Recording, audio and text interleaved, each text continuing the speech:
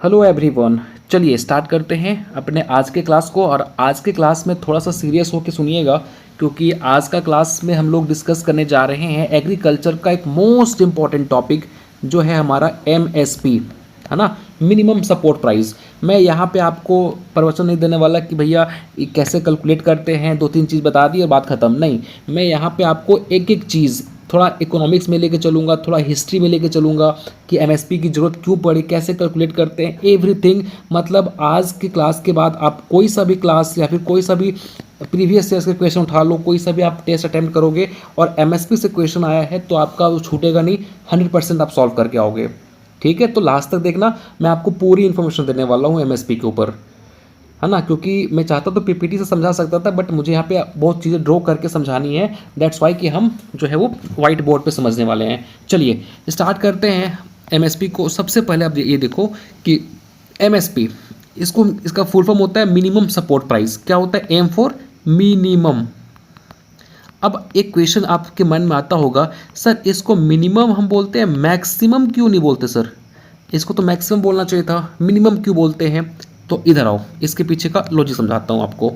मान के चलो कि आपने पेडी ग्रो करी, ठीक है। मैं आपको आगे समझाने वाला हूँ कॉस्ट ऑफ प्रोडक्शन क्या होता है, कॉस्ट ऑफ कल्टीवेशन क्या होता है। एक रफ आइडिया ले लो कि इसको मैक्सिमम क्यों नहीं बोलते। मान के चलो आपने पेडी ग्रो करी और पेडी ग्रो करने में जो आपका लागत आया, जो आपको खर्चा आया, वो 10 रुपये आया, ठीक है। आप इसको लेके गए कहाँ पे? मार्केट में। और जब आप मार्केट में गए तो मार्केट में इसका प्राइस क्या मिल रहा है आपको? 12 रुपया। अब आप बोलोगे कि सर अरे ये तो गड़बड़ हो गया, इतना तो मेरा ट्रांसपोर्टेशन चार्ज जुड़ जा रहा है, तो मेरा तो कोई फ़ायदा हो नहीं रहा है। भाई आपने 10 रुपये में हार्वेस्टिंग करी, ठीक है, आपको उसमें कुछ ना कुछ काम करवाए होंगे, थ्रेसिंग वगैरह कराए होंगे, कुछ तो कराए होंगे, तो आपके तो वहाँ पे लागत आ गया। और आपको मार्केट में कितना रुपये मिल रहा है? 12 रुपये मिल रहा है। अब ये किसान बेचारा क्या करेगा? फ्रस्ट्रेट हो जाएगा, है ना। और किसान आप देखेंगे तो सुसाइड का, आत्महत्या करने का मेजर कारण ये होता है कि हमें मार्केट में उतना प्राइस नहीं मिल पाता। हो सकता है किसान अपना लोन लेके खेती किया हो। तो अब इस समस्या को निपटाने के लिए गवर्नमेंट बोलता है कि ठीक है भैया, आप मेरे पास आ जाओ, हम इस प्रोडक्ट को, जो आपका गेहूँ है वो आपका, ठीक है, हम इसको 15 रुपये में परचेस कर लेते हैं, है ना।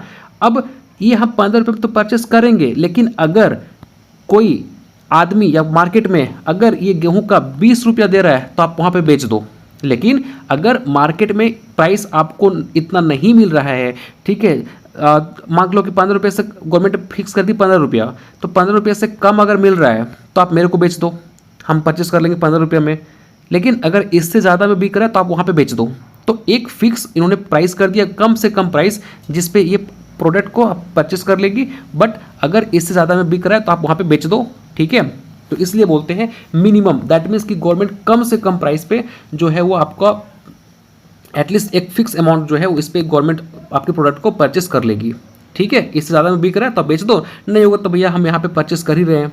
तो इसलिए बोलते हैं हम लोग minimum, not maximum. Hope so guys समझ में आ गया होगा कि मिनिमम क्यों बोलते हैं। चलिए अब यहाँ पे हम लोग एमएसपी को आगे बढ़े। एक क्वेश्चन आपसे पूछता हूँ जो कि होप सो कि आपको कभी इंटरव्यू में पूछा गया होगा या फिर आपने कभी सोचा नहीं होगा इसके बारे में, बट आपको इंटरव्यूअर कई बार पूछ सकता है क्वेश्चन आपसे। क्वेश्चन आपसे ये है कि आज आप देखेंगे तो हमारा जो जीडीपी है, जीडीपी में इंडियन में आप देखेंगे तो जो हमारा एग्रीकल्चर सेक्टर का कंट्रीब्यूशन बहुत कम है। हमारे जीडीपी में, हमारे इंडियन इकोनॉमी में जो एग्रीकल्चर है उनका कंट्रीब्यूशन बहुत कम है, जबकि जो हमारे इंडस्ट्रीज़ हैं, जो सर्विसेज हैं, इनका कंट्रीब्यूशन बहुत ज़्यादा है। देन वाई हम ऐसा क्यों बोलते हैं कि इंडिया जो है वो एक एग्रो इकोनॉमिक कंट्री है? ऐसा क्यों बोलते हैं जबकि हमारा कंट्रीब्यूशन तो है भी नहीं उतना ज़्यादा, इंडस्ट्रीज़ वगैरह काफ़ी ज़्यादा है, हमारे सर्विसेज का काफ़ी ज़्यादा है। देन हम ऐसा क्यों बोलते हैं कि India is a agro economic country? क्यों बोलते हैं ऐसा? कोई लॉजिक है इसका? तो इसके पीछे का सबसे बड़ा कारण है हमारा पॉपुलेशन, है ना, पॉपुलेशन। क्योंकि आज भी आप देखेंगे कि मैक्सिमम पॉपुलेशन जो है वो हमारे एग्रीकल्चर पे ही टिके हुए हैं, चाहे वो डायरेक्टली या इनडायरेक्टली वो एग्रीकल्चर में ही जुड़े हुए हैं। समझ में आ रही बातें? ऐसा नहीं है कि हमारा एग्रीकल्चर बहुत अच्छा है, हम बहुत मॉडर्न फार्मिंग करते हैं, बहुत एडवांस फार्मिंग करते हैं, इसलिए हमारा जो कंट्री है वो एग्रो इकोनॉमी है। ऐसा नहीं है, क्योंकि आज भी हमारे बहुत सारे पॉपुलेशन जो है वो कहाँ पे जुड़े हुए हैं, एग्रीकल्चर से जुड़े हुए हैं, इसलिए हम बोलते हैं हमारा जो कंट्री है वो क्या है, एग्रो इकोनॉमी है। होप सो समझ में आ गया होगा। चले आगे बढ़ें। चलो एक क्वेश्चन और मेरे को आप आंसर दो जो कि सब कुछ आपस में रिलेटेड है भाई, इसलिए आपसे मैं ऐसा क्वेश्चन पूछ रहा हूँ। ऐसा नहीं कि आप एमएसपी सर कहाँ पढ़ा रहे हो। देखो एक चीज़ और, इंडिया जो है इसमें आप देखेंगे तो मैक्सिमम जो किसान हैं वो गरीब ही क्यों हैं। आप देखिए ऐसा हुआ है, अरे भाई आपको पता है, आपके मन में क्वेश्चन आ रहा होगा कि सर आप ये बताओ कि जो मैक्सिमम पॉपुलेशन हमारा इंडिया का है वो एग्रीकल्चर पे डिपेंड है, तो ऐसा क्यों नहीं करते जो हमारे यहाँ पे जो नेता होते हैं कि भैया एग्रीकल्चर को इतना अच्छा बना दो कि वो नेक्स्ट टाइम वो आप ही को ही वोट करे, वो किसी और को वोट ना करे, और आपको वोट मांगने की ज़रूरत ना पड़े। आप खुद सोचो कि एक किसान के लिए आप उसके जगह पे आपने एक नहर बना दिया जिसके वजह से वहाँ पे उस एरिया में सिंचाई काफ़ी अच्छा होने लगा, है ना, बहुत अच्छा वहाँ पे पानी वगैरह की सुविधाएं हो गई, ठीक है, तो खेती काफ़ी अच्छा हो गई, तो वो किसान आपको ही वोट करेगा। तो ऐसा क्यों नहीं वो करते कि किसानों की जो समस्या है उनको दूर कर देते हैं, है ना, उनको वो काफ़ी रिच कर देते हैं। ऐसा क्यों नहीं हो पाता? तो इसके पीछे का लॉजिक आप समझने की कोशिश करो, आपको यहाँ पे लॉजिक समझ में आएगा। कि आप यहाँ पे देखिए कि मान के चलो हमारे गवर्नमेंट ऑफ इंडिया है, ठीक है, इसके पास 100 रुपीज़ है, एग्जाम्पल समझ लो, इसके पास 100 रुपीज़ है। अब यहाँ पे क्या है कि 20% इसका जो पैसा है मान के चलो वो जाता है कृषि में, ठीक है, और 80% ये पैसा लगाते हैं कहाँ पे, आपके इंडस्ट्रीज़ वगैरह में, ठीक है, चाहे वो लगाते हैं सर्विसेज में, चाहे आपको रोड वगैरह बनाना हो, इनका पैसा वहाँ जाता है ना। और आप देखो तो ये 20% यहाँ पे जो है मैक्सिमम पॉपुलेशन 70%, ये इसलिए दूर नहीं हो पाती ना, मैं इस बताता हूँ आपको कि ये गरीबी दूर इसलिए नहीं कर पाते किसानों की, जस्ट बिकॉज ऑफ यहाँ भी कारण है पॉपुलेशन, है ना। इसलिए बोलते हैं कि पॉपुलेशन पे अगर हमारा कंट्रोल हो गया तो हमारा देश को विकसित होने से कोई नहीं रोक सकता, लेकिन पॉपुलेशन हमारा इतना ज़्यादा है कि हम यहाँ पे मार खा जाते हैं। आप देखो कि भैया हमारा 70% पॉपुलेशन जो है वो कहाँ पे, कृषि में कार्य में जुड़े हुए हैं, और गवर्नमेंट ऑफ इंडिया का जो पैसा 20% है वो कहाँ पे जा रहा है, ये इन्हीं 70% पॉपुलेशन के पास जा रहा है, और रिमेनिंग 80% जो पैसा है इनका वो कहाँ पे जा रहा है, 30% पॉपुलेशन के पास जा रहा है। अब जाहिर सी बात है कि भैया इतने ह्यूज पॉपुलेशन के पास केवल इतना ही पैसा जाएगा तो कहाँ से ये रीच हो पाएंगे, पॉसिबल ही नहीं कि ये रीच हो पाएंगे, ठीक है। दैट्स वाई हम इसलिए बोलते हैं कि आप देखो कि यहाँ पे पॉपुलेशन ज़्यादा है लेकिन यहाँ पे मनी का फ्लो जो है बहुत कम है, लेकिन यहाँ पे देखो यहाँ पे आपके पास पैसा है लेकिन यहाँ पे पॉपुलेशन ही कम है ना। तो इसलिए अब देखो जब ये पॉपुलेशन मार्केट में रहेंगे तो जाहिर सी बात है इनको आप तो मैक्सिमम आप जब मार्केट में घूमोगे तो ये तो आपको, क्योंकि पॉपुलेशन की कम है, ये तो कम ही दिखेंगे, लेकिन ये लोग ज़्यादा दिखाई पड़ेंगे आपको। हम इसलिए बोलते हैं कि हमारा कंट्री जो है गरीब है ना, क्योंकि हमारे पास आप ये इतना, मतलब सोचो कि इतना कम पैसा आ रहा है लेकिन पॉपुलेशन बहुत ज़्यादा है, लेकिन यहाँ पे पैसा बहुत ज़्यादा है लेकिन पॉपुलेशन कम है ना। अब क्यों है क्या है इसके पीछे नहीं जाएंगे, बस एक छोटा सा आपको लॉजिक समझा दिया ताकि आपको एमएसपी समझने में काम आए कि भैया मान के चलो गवर्नमेंट ऑफ इंडिया के पास 100 रुपया है, 20 रुपया केवल ये 70% पॉपुलेशन के पास जा रहा है, और ये 80 रुपीज़ ये रिमेनिंग आपके 30% पॉपुलेशन के पास जा रहा है ना। अब क्योंकि यहाँ पे पॉपुलेशन ज़्यादा है, अब मनी का फ्लो बहुत कम है, इसलिए हम बोलते हैं कि हमारा जो कंट्री है, हमारा जो फार्मर्स है वो अभी भी गरीब है, ठीक ना, समझ में आई यहाँ तक कोई डाउट? चलिए अब हम आते हैं थोड़ा सा एमएसपी के ऊपर, लेकिन इससे पहले एक कंसेप्ट और समझते हैं जहाँ से आपको थोड़ा सा जो व्यापारी होते हैं ना वो कैसे पैसा अर्न करते हैं, जो ट्रेडर्स होते हैं वो कैसे प्रॉफिट कमाते हैं वो समझने का आपको मौका मिलेगा। देखो ये है हमारा मांग, ठीक है। एक किसान क्या करता है, सीजनल मान के चलो सीज़न आया, उन्होंने खेती करी, ठीक है, तो होता क्या है कि हमारा मांग, जैसे मांग चलो हम लोग खेती उती नहीं करते, हम लोग जॉब करते हैं, तो हमें रोटी खरीदनी है या फिर रोटी खानी है तो हमें आटा खरीदना पड़ेगा, सब्जी खरीदनी है, ठीक है, बहुत सारी हमारी मांग होती हैं, है ना, तेल खरीदनी है, हमें चावल खरीदनी है, सब्जियां खरीदनी है, लॉट्स ऑफ चीज़ें हमें खरीदनी है। तो मांग तुम्हारा कहीं ना कहीं हर, चाहे वो कौन सा मौसम रहे, हमारा वो रहेगा ही रहेगा, ठीक है। तो मांग चलो हमारा आया खरीफ का टाइम, ठीक है, खरीफ का टाइम आया और उस टाइम पे सारे किसान ने क्या करी, धान की खेती करी। ठीक है, सारे किसान क्या किए, धान की खेती किए। अब हुआ क्या कि धान का जो मांग फिक्स, भैया बरसात आया क्या आप चावल ही खाओगे, चावल तो खाओगे, हर लोग खाएंगे, तो मांग तो वही है। तो हुआ क्या कि बरसात का टाइम आ गया, ठीक है, खरीफ का टाइम आया और आपने धान की खेती करी और बाकी किसान ने भी धान की खेती करी। अलग अलग जो स्टेट है सब जगह पे धान की खेती हो गई। धान का उत्पादन सडनली क्या हो जाएगा, बूम कर जाएगा, बहुत ऊपर चला जाएगा। धान की खेती बहुत ऊपर चला गया। अब क्योंकि धान का जो प्रोडक्शन है वो काफ़ी ज़्यादा हो गया, तो जाहिर सी बात है कि जिनकी जो प्राइस है वो क्या हो जाएगी, डाउन हो जाएगी। प्राइस क्या हो जाएगी, डाउन। क्यों, भैया हमारा जो सप्लाई है वो काफ़ी ज़्यादा हो गया। आपने पढ़ा था कि जब सप्लाई बहुत ज़्यादा होता है तो क्या हो जाती है, प्राइस उसकी लो हो जाती है। क्योंकि मार्केट में धान बहुत ज़्यादा हो गया तो इनके प्राइस क्या हो गए, लो हो गए। ठीक है, अब एक कंडीशन यहाँ पे देखो नीचे की तरफ, यहाँ क्या हुआ कि एक कंडीशन और एब्जॉर्ब करो कि यहाँ पे देखो, ये इस जगह पे, यहाँ पे क्या हुआ कि धान का जो उत्पादन है वो कम हो गया, है ना। धान का उत्पादन क्या हुआ, कम हो गया, तो प्राइस क्या हो जाएगा, हाई हो जाएगा। अब इसका फ़ायदा कौन उठाता है, आपका मिडिल मैन। मिडिल मैन जो बैठा होता है ना, अब क्योंकि देखिए धान का आपने बहुत ज़्यादा मार्केट में सप्लाई कर दिया। अब जाहिर सी बात है भाई कि धान का जब सीजन चला जाएगा, धान का टाइम चला जाएगा, मतलब खरीफ का टाइम चला जाएगा, तो मार्केट में उतना ज़्यादा जो है वो पेडी रहेगा नहीं और तो प्राइस क्या हो जाएगा, उसका बूम कर जाएगा। लेकिन अगर मार्केट में धान बहुत ज़्यादा आ गया, बहुत ज़्यादा लोग इसकी खेती करें तो प्राइस लो हो जाएगा।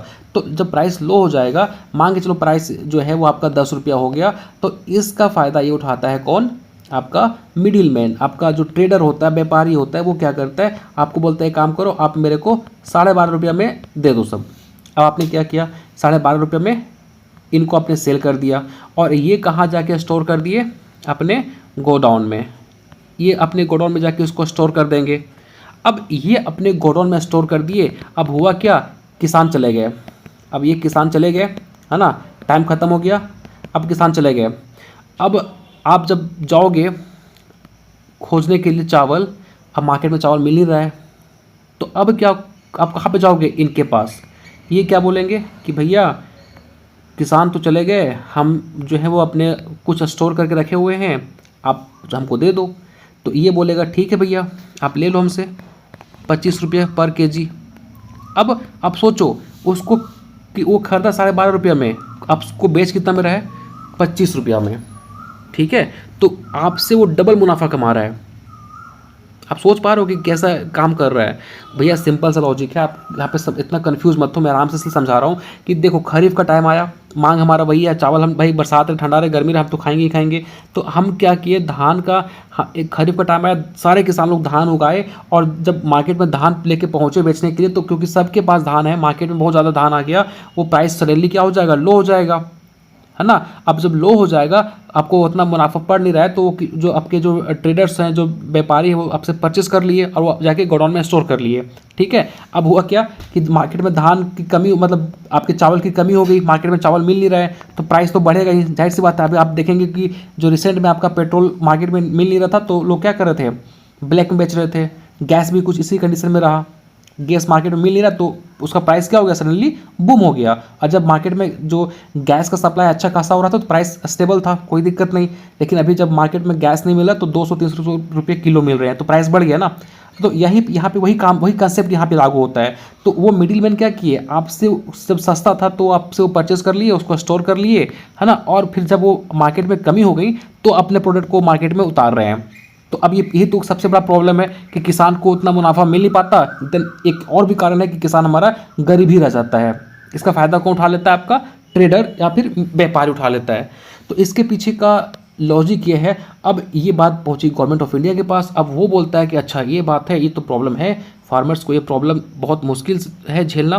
तो अब वो बोलता है काम करो, सुनो इसका सोल्यूशन है मेरे पास, सारे किसान को बुला के लाओ। अब सारे किसान आ गए, बोला है काम करो आप ना, MSP यहाँ पे आपका आता है। ये जो प्रॉब्लम है ना, इसको सॉल्व करने के लिए गवर्नमेंट ऑफ इंडिया क्या करती है, MSP लेके आती है। अब बस समझ में आया कि एमएसपी क्यों लाया गया। तो ये प्रॉब्लम जो चल रहा था ना आपका कि भैया किसान को फ़ायदा नहीं मिल पा रहे थे, किसान बेचारा तड़प रहा था। आप देखेंगे कि हुआ था, आप पंजाब के अंदर देखेंगे लोग जो दूध थे वो सड़कों में बहा दे रहे थे, क्योंकि भाई उसको उतना मार्केट में प्राइस ही नहीं मिल पा रहा है, उतना उसका ट्रांसपोर्टेशन कॉस्ट जो मतलब ऐड हो जा रहा है, तो प्राइस उसको मिल पा नहीं रहा है। अब जाहिर सी बात है कि अपना उसको हर ये करके मिल्किंग करके उस ट्रांसपोर्टेशन करके जाएगा मार्केट में। अब उनकी उतना ही इतना ही में इसका कॉस्ट जो है वो काफ़ी ज़्यादा आ जा रहा है कि भैया उसको मार्केट जाके क्या ही करेगा, फिर उसको कोई फ़ायदा ही नहीं हो रहा है। तो आप देखिए कि आप जब यूट्यूब पे सर्च करोगे ना वीडियो, तो बहुत सारे जो फार्मर्स थे वो दूध को सड़कों पर बहा दे रहे थे, आलू टमाटर को रास्ते में फेंक दे रहे थे। हाँ, जस्ट बिकॉज उनको प्राइस नहीं मिल पा रहा है वो चीज़ें।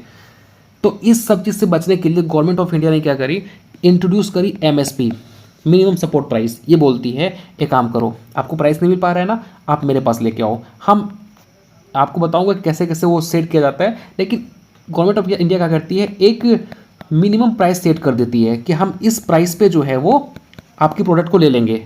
इससे बाहर में अगर बिक रहा है, जिसमें आपको शुरू बताया था, इससे ऊपर अगर प्राइस पे आपको मिल रहा है तो आप क्या करो, बेच दो। बट अगर नहीं मिल रहा है ना, तो आप इतना तो, क्योंकि आप अगर 10 रुपये आपका लागत आया है, आप गवर्नमेंट जो है 15 रुपये में परचेस कर रही है, तो ये तो ही बात हो गया ना, आपको तो 5 रुपये का फ़ायदा तो हो रहा है। आप अगर मिडिल मैन को बेचते तो 12 रुपये में बिकता है ना, 2 रुपये का फ़ायदा हो रहा था। लेकिन आप यहाँ पे गवर्नमेंट ऑफ इंडिया को बेच रहे हैं तो आपको पर केजी 5 रुपीज़ की बेनिफिट हो रही है। तो अब आप क्या करो, अगर ऐसा कंडीशन आए तो आप गवर्नमेंट ऑफ इंडिया के पास ये प्रोडक्ट को सेल कर सकते हो, ठीक है, एक निश्चित आय में, है ना। समझ में आया? अरे मेरे भाई, मैं सिंपल चीज़ें बता रहा हूँ, आप कितना कंफ्यूज क्यों हो रहे हो। देखो हुआ क्या, गवर्नमेंट ऑफ इंडिया ये जो प्रॉब्लम चल रही थी उससे बचने के लिए सामने आई, बोली हम एमएसपी लेके आते हैं, ठीक है। एमएसपी लेके आई तो यहाँ से क्या हुआ, जो कृषि थे, किसान थे, उसको निश्चित आय मिली, ठीक है। एक तो फ़ायदा ये हो गया कि उनको एटलीस्ट मिनिमम प्राइस मिल गया, उस प्राइस पे किसान जो है उनको बेनिफिट हो जाए, ठीक है। बदले में और इनको बेनिफिट क्या मिल गया, ये देखो, बदले में इनको बेनिफिट ये मिला कि उत्पादन, दैट मीन्स कि ये जो इनसे परचेस कर रहे हैं वो परचेस जो किए हुए प्रोडक्ट हैं उनको वो रख रहे हैं प्रोक्योरमेंट के लिए।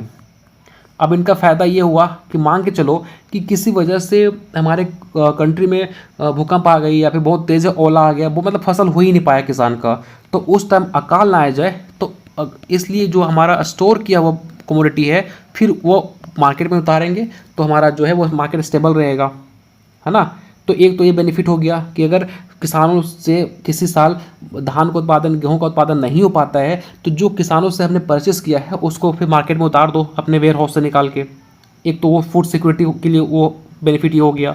दूसरा कि जो गरीब किसान है, आप देखिए कि जो सरकार है वो किसानों के, जो गरीब लोग को क्या करती है, पर मंथ या फिर पर ईयर्स क्या करती है, उन लोग को राशन देती है। तो ये राशन कहाँ से आता है, यहाँ से आता है। तो ये गरीबों के लिए, गरीबों की भलाई के लिए भी ये काम हो गया, ठीक है। इसके अलावा एक जो गवर्नमेंट है वो पीडीएस पे, पब्लिक डिस्ट्रीब्यूशन सिस्टम, इसके अकॉर्डिंग ये जो सहकारी होती है ना दुकानें, उनको प्रोवाइड करती है, ठीक है। वहाँ से फिर जो गरीब लोग होते हैं ना वो 1, 2, 3 रुपये केजी जाके परचेस करते हैं, तो एक ये बेनिफिट मिल गया, ठीक है। लेकिन दिक्कत कहाँ पे आया कि भैया ये निश्चित आय, वो प्राइस आपका फिक्स रहेगा, ठीक है। जिनकी वजह से आप तो ये समझ लो यही बात कि आपको हम उतना भी अमीर नहीं किए, लेकिन आपको थोड़ा बहुत हेल्प कर दी ताकि आप जीवित रह पाओ। यही बात हुआ ना कि आप 10 रुपया आपने लगाया था अपने उत्पादन में, आपको मिला 15 रुपया, 5 रुपये का बेनिफिट हुआ, मतलब आप 5 रुपये तो कोई बड़ी खास अमीर नहीं हो गए, बस हाँ थोड़ा बहुत आपको सपोर्ट मिल गया, लेकिन आप उतना ज़्यादा रिच नहीं हुए। तो यही बात हो गया कि भैया जीवित रह रहे हैं लेकिन हम गरीब ही हैं, ठीक है। तो ये वही बात हो गया निश्चित आय, ये मेन विलन यही हो गया कि वो प्राइस फिक्स है आपका। समझ में आया कि एमएसपी क्यों इंट्रोड्यूस किया गया था, ताकि वो जो मिडिल मैन, जो बिचौलिए हैं, वो जो बेनिफिट ले रहे हैं वो अब उनको बेनिफिट ना मिले, क्योंकि वो जो है वो उनका, आपको अगर लग रहा है कि मार्केट में हमारा प्राइस कम मिल रहा है तो ना आप गवर्नमेंट ऑफ इंडिया को उस प्रोडक्ट को सेल कर दो, आपको बेनिफिट मिल जाएगा। उससे बाहर उससे ज़्यादा मिल रहा है तो वहाँ पे आप सेल कर दो, नहीं कोई ले रहा है तो आप उसको बेच दो, गवर्नमेंट ऑफ इंडिया को सेल कर दो, ठीक है। गवर्नमेंट ऑफ इंडिया के पास इतना पैसा है कि वो खरीद लेंगे। अब देखो, अब गवर्नमेंट ऑफ इंडिया बोली कि हम 15 रुपये में परचेस कर लेंगे। अब ये व्यापारी सोचेगा कि हम 15 तो रख नहीं सकते हैं, क्योंकि 15 हम रखेंगे मांग से कंपेयर कर लो, ये गवर्नमेंट ऑफ इंडिया है, ये आपका ट्रेडर्स है। ये अब क्योंकि गवर्नमेंट ऑफ इंडिया फिक्स कर दी, आपका 10 रुपये चार्ज आया है, ये आप हो, है ना। अब ये हुआ क्या कि ये 10 रुपये चार्ज आया, ये बोल रहा है कि हम 15 रुपये में परचेस कर लेंगे। अब क्योंकि ये 12 रखेगा तो कोई इसके पास बेचेगा नहीं, है ना, ट्रेडर्स के पास। तो इनको मजबूरी में क्या करना पड़ेगा, इससे ऊपर प्राइस रखना पड़ेगा। आप सोचो ना कि भैया अगर गवर्नमेंट ऑफ इंडिया के इतना ही प्राइस ये रख दे या फिर इससे कम रख दे तो इसको क्यों बेचेगा, लोग नहीं बेचेगा ना। तो इसको एट द एंड इसको इससे ज़्यादा प्राइस रखना पड़ेगा, चाहे वो 16 हो गया, चाहे वो 17 हो गया, चाहे 18 रुपये रखे। लेकिन फिर अगर क्योंकि ये आपका मिडिल मैन जो आपका व्यापारी है ये प्राइस इससे ज़्यादा रखेगा तो कहने के फ़ायदा किसको होगा, ये हमारे फार्मर को होगा, क्योंकि ये इससे एटलीस्ट इससे तो ज़्यादा रखेगा ना ये प्राइस को। ठीक है, तो इसीलिए एक बेनिफिट ये हो गया हमारे किसान को एमएसपी की वजह से। ठीक है, अभी तक तो सब कुछ अच्छा चला रहा है ना, मस्त, कोई दिक्कत नहीं है सर। तो एमएसपी इसलिए लाया गया था ताकि ये प्रॉब्लम का जो सॉर्ट आउट है वो गवर्नमेंट ऑफ इंडिया करना चाहती थी इस तरीके से। समझ में आए बातें, इतने क्लियर हो गई कि एमएसपी क्यों आया था, इसके पीछे लॉजिक क्यों है। चलिए बहुत बढ़िया। अब हम बात करते हैं, देखो एमएसपी के रिगार्डिंग एक इम्पोर्टेंट सा फैक्ट आपको पता है कि एमएसपी को सबसे पहली बार लाया गया था कौन से क्रॉप के लिए, वीट के लिए। कब लाया गया था, याद रखिएगा 1966 से 1967 के बीच में एमएसपी सबसे पहली बार लाया गया था वीट क्रॉप के लिए, 1966 से 1967 के बीच में। ठीक है, आइए एक CACP एक इम्पोर्टेंट सा ऑर्गेनाइजेशन है, फुल फॉर्म होता है commission for agricultural cost and prices. ठीक है, इनका इस्टेब्लिशमेंट ईयर याद रखिएगा पूछा जाता है 1965। इसको रीनेम किया गया था, है ना, 1985 में। और इनके जो चेयरमैन थे वो कौन है, विजय पॉल श्रम, ये हैं। ठीक है, इसके अलावा इनका जो फंक्शन क्या होता है CACP का, कि ये कैलकुलेशन करते हैं, इसके साथ ये रिकमेंड करते हैं। ठीक है, ये कैलकुलेशन करेंगे, रिकमेंड करेंगे, और देन ये क्या करते हैं, आपका पब्लिश करते हैं। ये 3 इंपॉर्टेंट काम होता है, कैलकुलेशन करना, रिकमेंड करना और पब्लिश करना। ये गवर्नमेंट ऑफ इंडिया को रिकमेंड करते हैं, पब्लिश करते हैं और उनका कैलकुलेशन करते हैं, देखते होते हैं कि हाँ सब कुछ ठीक ठाक है। देन गवर्नमेंट ऑफ इंडिया का एक बॉडी है, उनका नाम है, यहाँ पे देखो CCEA, ये गवर्नमेंट ऑफ इंडिया की बॉडी है। CCEA का फुल फॉर्म हो गया आपका cabinet committee on economic affair, cabinet committee on economic affair. ठीक है, ये क्या करती है, ये रिव्यू करती है, ये देखेगी कि भैया जो CACP बनाया है वो सब कुछ सही तो बनाया है, ये रिव्यू करके देन अनाउंस करती है। तो अब ये बात इंपॉर्टेंट है, रिकमेंड कौन करती है, CACP, और अनाउंस कौन करता है, तो CCA करता है। याद रखिएगा MSP को। ठीक है, इज इट क्लियर। चलिए आगे बढ़ते हैं। अब देखो इसको मैं इरेज करता हूँ। अब बात करते हैं कि MSP को कैलकुलेट कैसे किया जाता है। देखो MSP की अगर कैलकुलेशन की बात करें तो 2 चीज़ इसको आपको पता होनी चाहिए उसके लिए। एक होता है कॉस्ट ऑफ कल्टीवेशन, तभी आप समझ पाओगे, और एक टर्म होता है कॉस्ट ऑफ प्रोडक्शन। पहले समझो कॉस्ट ऑफ कल्टीवेशन क्या होता है। मान के चलो ये 10 एकड़ का आपके पास ज़मीन है, आपने ये 10 एकड़ में क्या करा, पूरा में पेडी ग्रो कर दिया। आप ये पूरा 10 एकड़ में आपने पेडी ग्रो कर दिया, और ये पेडी ग्रो करने का जो खर्च आया वो 10 लाख रुपये आया। ठीक है, तो अब आपसे ये पूछ रहा है कि पर एकड़, भाई आपने पूरा 10 एकड़ में आपने क्या करा, पूरा का पूरा पेडी लगा दिया, और पूरा पेडी को लगाने का जो टोटल खर्च आया वो 10 लाख रुपये आया। ठीक है, अब आपसे पूछ रहा है कि पर एकड़, है ना, पर एकड़ कितना कॉस्ट आया। तो आप अगर पर एकड़ कॉस्ट निकालोगे तो 1 लाख रुपये आया। तो ये 1 लाख रुपये जो पर एकड़ आया है ना, ये आपका हो जाएगा कॉस्ट ऑफ कल्टीवेशन। समझ में आया भैया, फिर से समझो, ये 10 एकड़ का आपके पास ज़मीन था, 10 एकड़ में आपने पूरा पेड़ी लगा दिया, पूरा में पेड़ी लगाने का जो खर्च आया वो 10 लाख रुपये आया। तो आपसे पूछा जा रहा है कि 1 एकड़ का जो कॉस्ट है वो कितना आया आपका, तो आपने बोला कि 1 लाख रुपये, तो ये 1 लाख रुपये जो है वो कॉस्ट ऑफ कल्टीवेशन है आपका। ठीक है, समझ में आ गया। अब यहाँ पे एक वर्ड आता है कॉस्ट ऑफ प्रोडक्शन। अब ये कॉस्ट ऑफ प्रोडक्शन क्या जुगाड़ है, ये देखो।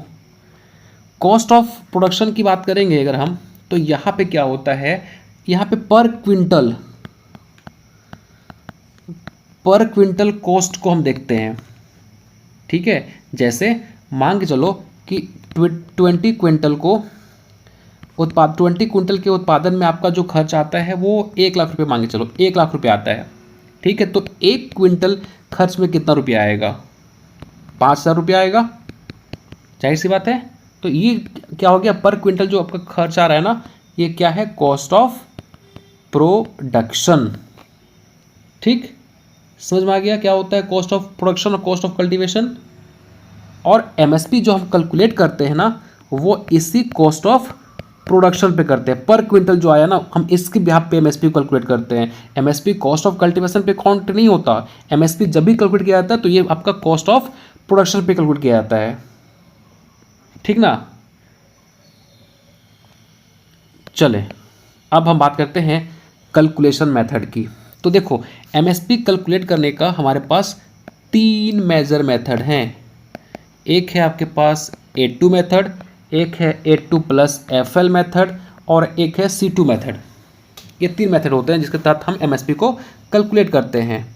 अब यहाँ पे समझो, A2 मेथड में होता है आपका जो टोटल इनपुट कॉस्ट आया, मतलब इनपुट जितने भी कॉस्ट आए आपके, है ना, चाहे वो आपने लेबर लगाया हो, चाहे वो आपका जो भी आपके फर्टिलाइज़र, पेस्टिसाइड, है ना, जो प्लॉइंग में खर्चे आए, वो सारे इसमें जोड़ दीजिए। मतलब जो भी हमारे इनपुट कॉस्ट आया ना, वो सारा इसमें ऐड हो जाता है। तो उसको हम बोलते हैं A2 मेथड।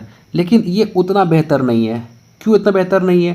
क्योंकि अब यहाँ पे आप देखेंगे तो यहाँ पे आपका रेंट, जो इंटरेस्ट है, ये तो काउंट भी नहीं हो रहा। इसके अलावा आप अपने, कई बार आपके देखेंगे आपके पापा जब आप घर जाते होंगे छुट्टियों में, तो पापा बोलते होंगे चलो खेत में थोड़ा सा काम है, हार्वेस्टिंग करनी है, तो फैमिली लेबर भी आपका काउंट नहीं हो रहा है ना। अरे भाई, फैमिली आपके खेत में काम कर रही है तो वो भी तो कहीं वो भी तो अपनी सर्विसेज दे रही है, वो भी अपनी एनर्जी दे रही है, तो आप उनको काउंट नहीं करोगे, तो ये भी यहाँ पे काउंट नहीं होता।